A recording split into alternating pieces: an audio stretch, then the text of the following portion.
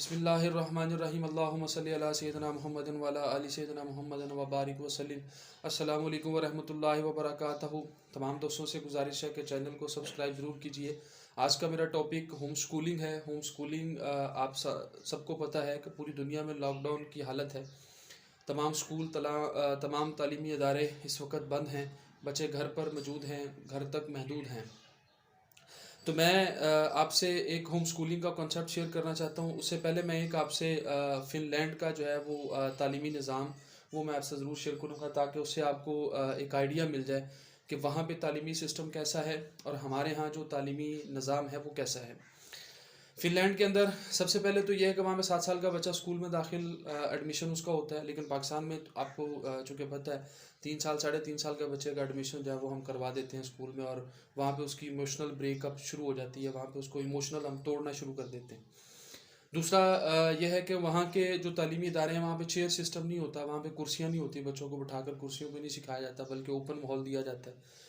उसके बाद वहाँ पे हर 45 मिनट्स 45 मिनट के बाद वहाँ पे एक ब्रेक दी जाती है बच्चों को। उसमें बच्चे खाना खाते हैं, बच्चे अपने तालीमी माहौल से बिल्कुल साइड पे हो जाते हैं और अपनी 45 मिनट की ब्रेक 45 मिनट के बाद की जो है वो ब्रेक एंजॉय करते हैं। चौथा ये कि वहाँ पे सवालात करने की जो है एक बच्चे को आदत डाली जाती है कि बच्चा क्वेश्चन करे, बच्चे से सवालात पूछे जाएं, बच्चा सवालात करे, उसको जवाब दिया जाए। तो ये 4 पॉइंट मैं मतलब कि समझता हूँ जो मेरे लिए ज़रूरी हैं, मैं जो आपको कंसेप्ट देना चाहता हूँ होम स्कूलिंग के हवाले से, वहाँ पर ये आपके बड़े ज़बरदस्त आपको हेल्पफुल होंगे।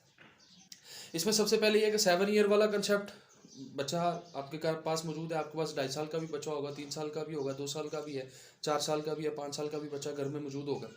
आप उसकी तरबियत में अब अहम किरदार अदा कर सकते हैं, आप उसको डील कर सकते हैं, आप उसको प्यार से, मोहब्बत से, ट्रस्ट से डेवलप करके उसको समझा सकते हैं। अच्छा, उसके बाद जो दूसरा मतलब कि फ़िनलैंड का जो मैं कंसेप्ट समझो, कुर्सी नहीं है वहाँ पे। बिल्कुल हमारे घर में भी इस तरह का माहौल हम नहीं दे पाते जिस तरह का एक स्कूल के अंदर माहौल है। तो वाई हम क्यों इंतज़ार करें कि हमारे घर में इस तरह का माहौल हो, कुर्सी हो, बच्चा वहाँ पे बैठ के जो है वो पढ़े? नहीं, हमें ज़रूरत है कि हम घर में बेशक जिस हालत में भी बच्चा है, जहाँ पे भी बैठा, ज़मीन पर बिठा दें, कालीन बिछा दें, कोई कपड़ा बिछा दें, उसके ऊपर बच्चे को बिठा के आप अपना उसको तालीम और तरबियत का अमल दे सकते हैं। कहने को तो कहते हैं कि सीखने का और सिखाने का अमल बहुत बहुत ही अच्छा अमल है, और ये भी सुनने में आया है कि अदब और एहतराम जो है वो एक सीखने की पहली सीढ़ी है। जब तक बच्चे में अदब नहीं होता या उसमें हम अदब नहीं डाल पाते, उसको सिखा नहीं पाते अदब, तो यकीन मानिए कि हमारा जो सीखने का अमल होता है ना, वो कभी भी मतलब कि कामयाबी की तरफ नहीं जाता, बच्चा कभी भी नहीं सीख पाता। तो ये थोड़ा सा ना मैं कंपैरिजन आपको दे रहा था 4 चीज़ों में, कि आप घर पे इन चीज़ों को मतलब कि कर सकते हैं, इससे आपके बच्चे का जो है बहुत ज़्यादा फ़ायदा हो सकता है।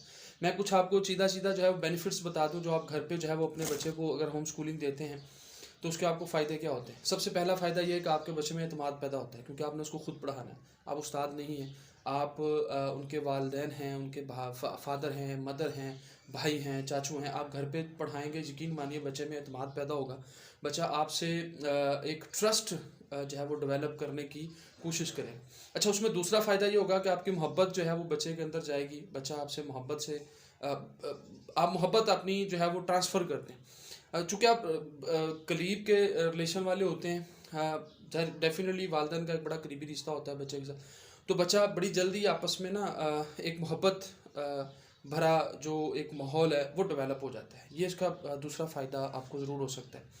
सीखने सिखाने का अमल है, देखिए जब आपने खुद सिखाना है तो डेफिनेटली आप खुद ज़रूर पढ़ेंगे, आप पहले ज़रूर उसको सीखेंगे, आप उसके अंदर जो है वो अपने उसमें सबसे पहले आप अपने अंदर जो है उसकी एबिलिटी पैदा करेंगे कि मैंने बच्चे को सिखाना है तो डेफिनेटली मुझे भी आना चाहिए। तो यकीन मानिए आपके सीखने का भी अमल शुरू हो जाता है, और यही चीज़ आप फिर अपने बच्चे में डालना शुरू कर देते हैं। बच्चा देखता है कि मेरे वालिदैन खुद स्टडी करते हैं, वो खुद पढ़ते हैं, फिर मुझे समझाते हैं, और उनमें भी ये एक जो जज्बा है वो परवान चढ़ना शुरू हो जाता है। अच्छा, इसमें फिर नेक्स्ट जो बेनिफिट होना है आपको वो एक सेहत, बच्चे की सेहत बड़ी कंट्रोल हो जाती है। आपने घर पे उसको महदूद कर लिया, घर पे उसको कंट्रोल कर लिया, वो बाहर आउटसाइड नहीं जाता, उसकी कुछ एक गैर ज़रूरी सरगर्मियाँ जो हैं वो नहीं होती, जिससे उसकी हेल्थ जो है वो बड़ी सेहतमंद रहती है। तो ये एक इसका बहुत बड़ा फ़ायदा है कि आपके बच्चे की सेहत जो है वो बिल्कुल ठीक रहेगी और सेहतमंद रहेगा। इससे एक जो सबसे ज़्यादा फ़ायदा होना है वो आपको पैसे का फ़ायदा होना है, आपके पैसे की बचत होनी। वो कैसे? आप ज़रूर कहीं ना कहीं बच्चों को अकेडमी भेजते होंगे, ट्यूशन भेजते होंगे, कहीं किसी करीब घर में या किसी करीब एकेडमी में आप बच्चों को भेजते होंगे। उससे आपके ये होम स्कूलिंग से आपका ये फ़ायदा होगा कि आपके वो जो पैसे हैं वो सेफ़ हो जाएँ, वो आपके पैसे की बचत होगी। आप घर पर पढ़ाएंगे, आपको फ़ीस नहीं देनी पड़ेगी।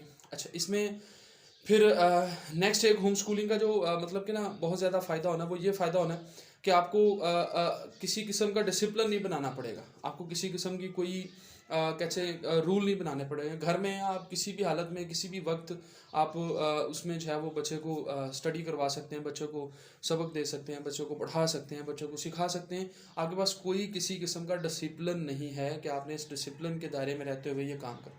एक इसका ये भी फ़ायदा है।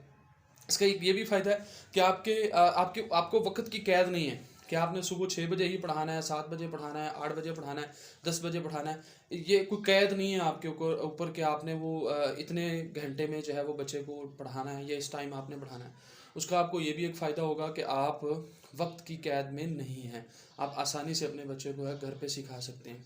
एक माहौल डेवलप हो जाता है। तो मेरी कोशिश है कि आप इस वीडियो को देखने के बाद काफ़ी हद तक जो है वो चीज़ों से वाकिफ़ हो चुके होंगे और इसको अपने घर पर अप्लाई ज़रूर करें और घर पर मौजूद बच्चों को सीखने सिखाने का जो अमल है वो आप जारी रख सकते हैं। और इस कीमती वक्त से आप यकीन मानिएगा अपनी भी एक लर्निंग करवा रहे हैं, बच्चे की भी लर्निंग करवा रहे हैं। देखें, जब उस्ताद सिखाता है ना जी, तो वो पहले ख़ुद भी स्टडी करता है। फिर जब वो ख़ुद स्टडी करता है तो उसको बजाते ख़ुद बड़ा अच्छा लेसन मिल जाता है। फिर वो आगे बच्चों को भी बड़े अच्छे तरीके से लेसन जो है वो डिलीवर कर सकता है। तो मेरी दुआ है कि ये मेरी जो चंद गुजारिशात हैं ये आपके लिए फ़ायदेमंद ज़रूर होंगी इंशाअल्लाह। अल्लाह हाफ़िज़।